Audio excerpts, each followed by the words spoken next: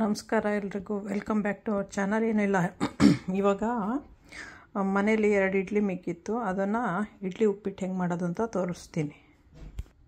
ಕೈಯಲ್ಲಿ ಈ ಥರ ಪುಡಿ ಪುಡಿ ಮಾಡ್ಕೋಬೇಕು. 1 ಪರ್ಸನ್ಗೆ ಆಗುತ್ತೆ, ಯಾಕಂದರೆ ಇದಕ್ಕೆ ಈರುಳ್ಳಿ ಆಮೇಲೆ ಕಡಲೆಕಾಯಿ ಬೀಜ ಎಲ್ಲ ಹಾಕಿದಾಗ ಇನ್ನೊಂದು ಸ್ವಲ್ಪ ಜಾಸ್ತಿ ಆಗುತ್ತೆ. ಕಡಲೆಬೇಳೆ ಕಡಲೆಕಾಳು ಆ ಥರದ್ದೆಲ್ಲ ಒಗ್ಗರಣೆಗೆ ಹಾಕ್ತೀವಲ್ವ, ಅದನ್ನು ಈ ಥರ ಮಾಡಿ ಇಟ್ಕೊಬಿಟ್ಟು ಮಿಕ್ಕಿದ್ದು ಏನು ಮಾಡಬೇಕು ಅಂತ ತೋರಿಸ್ತೀನಿ. ಎಣ್ಣೆ ಇಟ್ಬಿಟ್ಟು ಸಾಸಿವೆ ಹಾಕಿದ್ದೀನಿ. ಇವಾಗ ಜೀರಿಗೆ ಹಾಕಿದ್ದೀನಿ. ಒಂದು ಸ್ವಲ್ಪ ಕರ್ಬೇವಿನ ಸೊಪ್ಪು ಹಾಕ್ತೀನಿ. ಈರುಳ್ಳಿ ಹಾಕ್ತಾಯಿದ್ದೀನಿ. ಹಸಿಮೆಣಸಿನ್ಕಾಯಿ ಜೊತೆಯಲ್ಲಿ ಹಾಕ್ತಾಯಿದ್ದೀನಿ.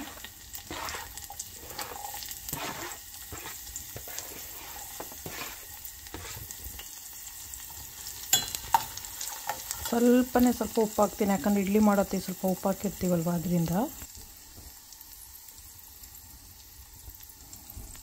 ಕಡಲೆಬೇಳೆ ಉದ್ದಿನಬೇಳೆ ಇವಾಗ ಸ್ವಲ್ಪ ಹಾಕ್ತೀನಿ.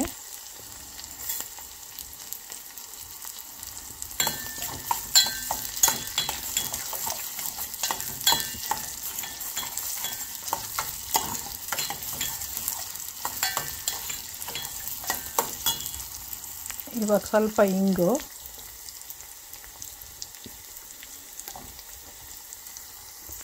ಒಂದು ಸ್ವಲ್ಪ ಅರಿಶಿನ, ಒಂದು ಹಿಡಿಯಷ್ಟು ಕಡಲೆಕಾಯಿ ಬೀಜ,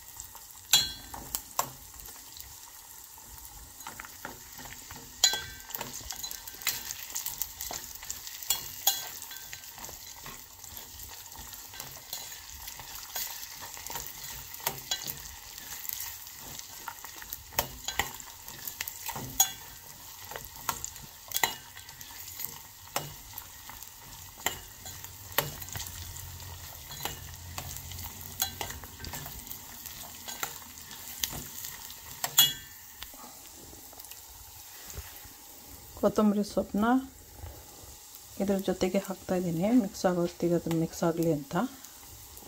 ಇವಾಗ ಇದನ್ನು ಮಿಕ್ಸ್ ಮಾಡಬೇಕು.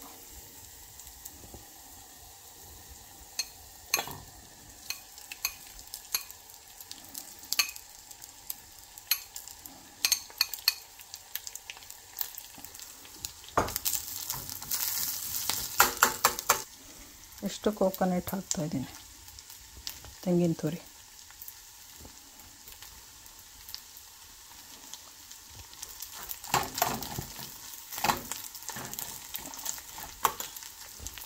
ಆಯಿತು, ರೆಡಿ ಆಯಿತು. ಇದು ಇವಾಗ ತಿನ್ಬೋದು. ಸ್ವಿಚ್ ಆಫ್ ಮಾಡಬೇಕು ಸ್ಟವ್ನ. ಚೆನ್ನಾಗಿ ಮಿಕ್ಸ್ ಮಾಡಿಬಿಟ್ಟು ತಿನ್ಬೋದು. ಇಡ್ಲಿ ಉಪ್ಪಿಟ್ಟು ರೆಡಿಯಾಗಿದೆ.